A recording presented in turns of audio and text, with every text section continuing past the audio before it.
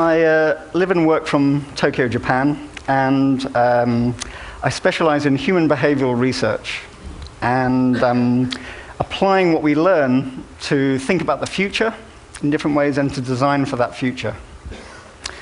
To be honest, I've been doing this for 7 years, and I haven't got a clue what the future is going to be like. But I've got a pretty good idea how people will behave when they get there. This is my office.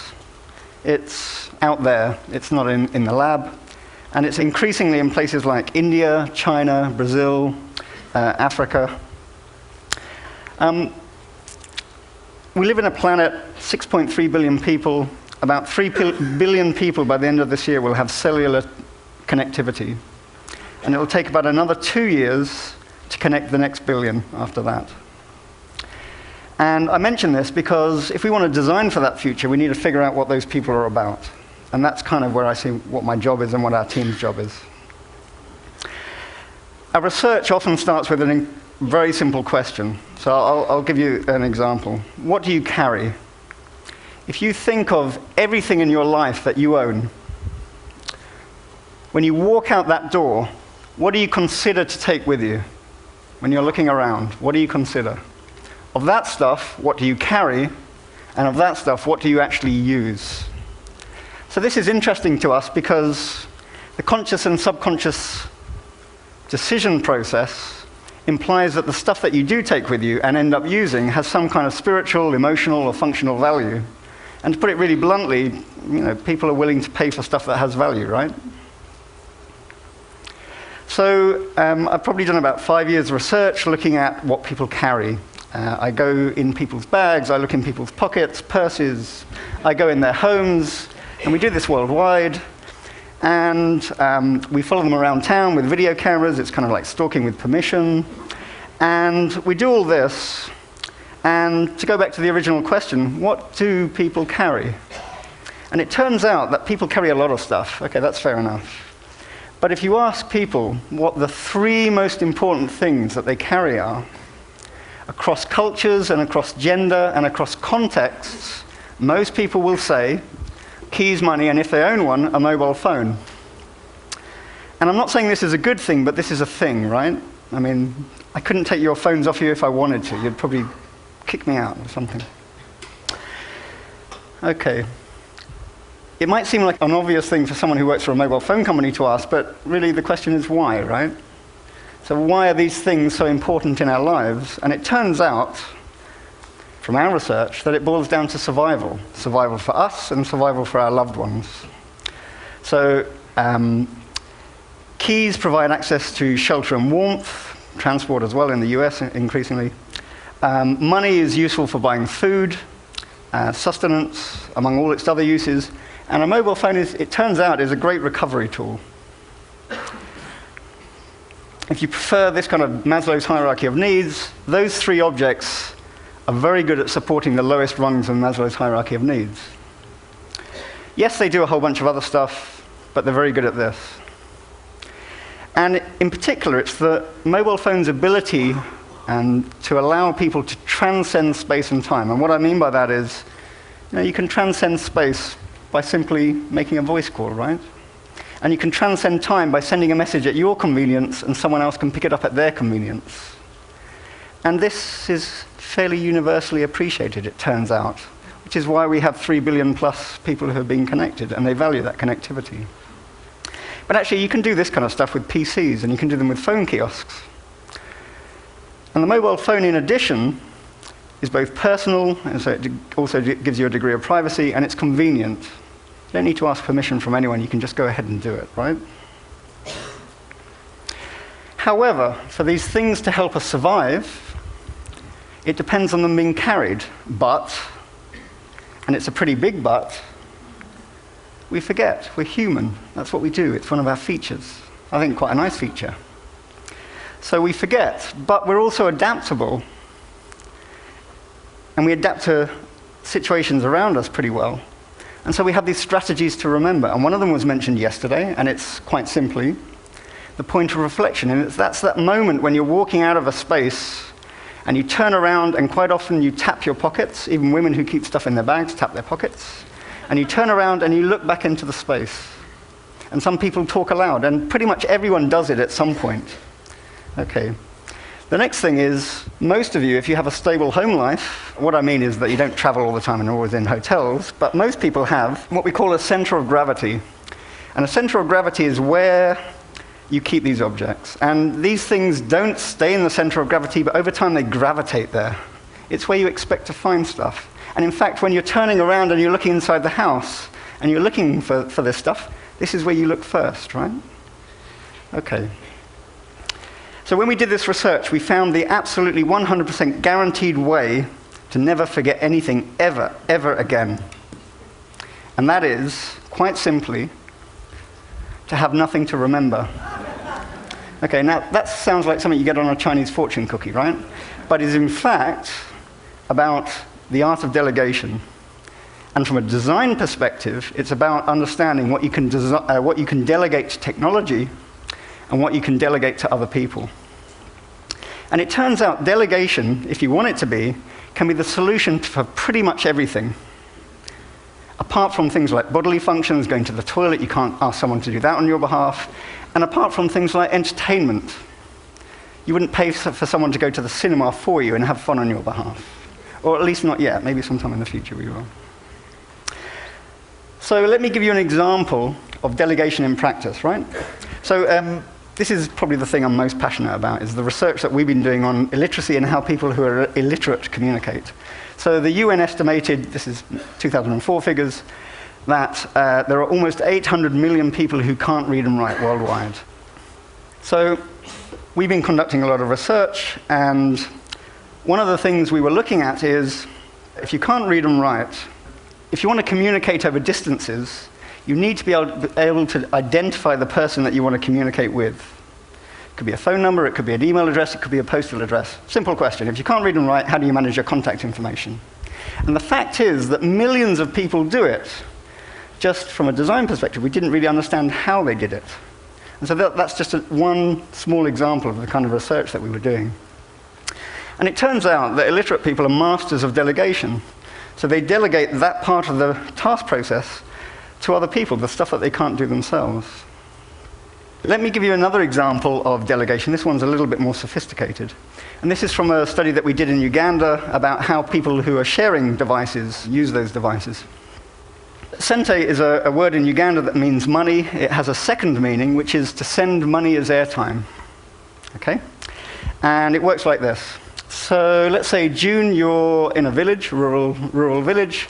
I'm in Kampala, and I'm the wage earner, and I'm sending money back. And it works like this. So in your village, there's one person in the village with a phone, and that's the phone kiosk operator. And it's quite likely that they'd have a quite simple mobile phone as a phone kiosk.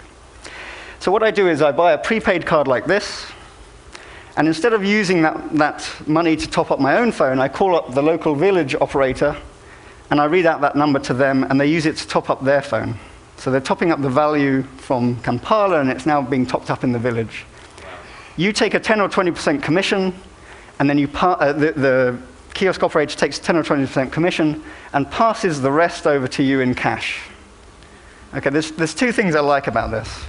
So the first is, it turns anyone who has access to a mobile phone, anyone who has a mobile phone, essentially into an ATM machine. It brings rudimentary banking services to places where there's no banking infrastructure, and even if they could have access to the banking infrastructure, they wouldn't necessarily be considered viable customers because they're not wealthy enough to have bank accounts.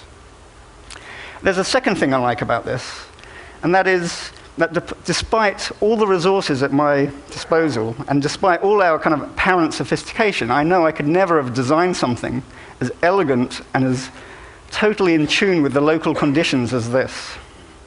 Okay, and yes, there is things like Grameen Bank and micro-lending, but the difference between this and that is there's no central authority trying to control this. This is just street-up innovation. So it turns out the street is a kind of never-ending source of kind of inspiration for us. And okay, if you break one of these things here, you return it to the carrier, they'll give you a new one. They'll probably give you 3 new ones, right? I mean, that's buy 3, get one free, that kind of thing. If you go on the streets of India and China, you see this kind of stuff. And this is where they take the stuff that breaks and they fix it, and they put it back into circulation. This is from a workbench in Jilin City in China, and you can see people taking down a phone and putting it back together. They reverse engineer manuals. This is kind of hacker's manual. And it's written in Chinese and English. They also write them in Hindi. You can subscribe to these. There are training institutes where they're churning out people for fixing these things as well.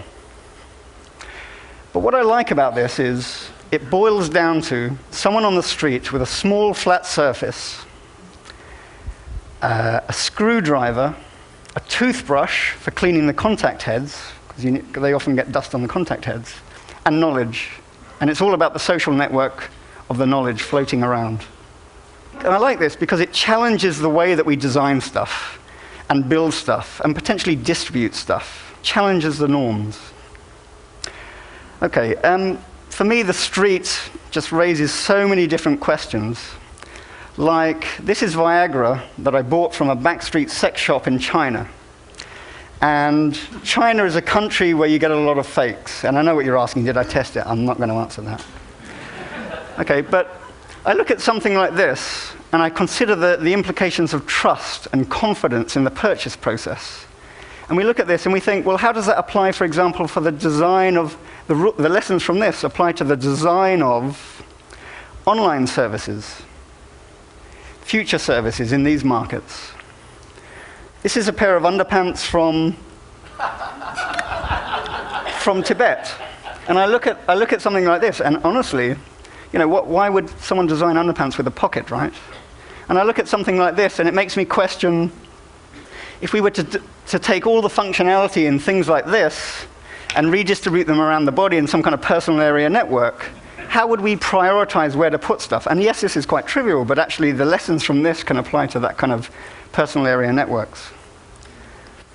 And what you see here is a couple of phone numbers written above the shack in rural Uganda. This doesn't have house numbers. This has phone numbers. So what does it mean when people's identity is mobile? When those extra 3 billion people's identity is mobile, it isn't fixed. Your notion of identity is out of date already, okay, for those extra 3 billion people. This is how it's shifting. And then I go to this picture here, which is the one that I started with. And this is from Delhi. It's from a study we did into illiteracy. And it's a guy in a tea shop. You can see the chai being poured in the background. And he's a incredibly poor tea shop worker on the lowest rungs in the society. And he somehow has the appreciation of the values of Livestrong. And it's not necessarily the same values, but some kind of values of Livestrong to actually go out and purchase them and actually display them. For me, this kind of personifies this connected world where everything is intertwined and the dots it's all about the dots joining together. Okay, the title of this presentation is Connections and Consequences. And it's really a kind of summary of 5 years of trying to figure out what it's going to be like when everyone on the planet has the ability to transcend space and time in a personal and convenient manner, right? When everyone's connected. And there are 4 things. So the first thing is the immediacy of ideas, the speed at which ideas go around. And I know TED is about big ideas, but actually the benchmark for a big idea is changing. If you want a big idea, you need to embrace everyone on the planet. That's the first thing. The second thing is the immediacy of objects. And what I mean by that is, as these become smaller, as the functionality that you can access through this becomes greater, things like banking, identity, these things quite simply move very quickly around the world. And so the speed of adoption of things is just going to become that much more rapid in a way that we just totally cannot conceive when you get it to 6.3 billion and the growth in the world's population. The next thing is that however we design this stuff, carefully design this stuff, the street will take it and will figure out ways to innovate, as long as it meets base needs. The ability to transcend space and time, for example. And it will innovate in ways that we cannot anticipate, in ways that, despite our resources, they can do it better than us. That's my feeling. And if we're smart, we'll look at this stuff that's going on, and we'll figure out a way to enable it to inform and infuse both what we design and how we design. And the last thing is that actually the direction of the conversation, with another 3 billion people connected, they want to be part of the conversation. And I think our relevance, and TED's relevance, is really about embracing that and learning how to listen, essentially. And we need to learn how to listen. So thank you very, very much.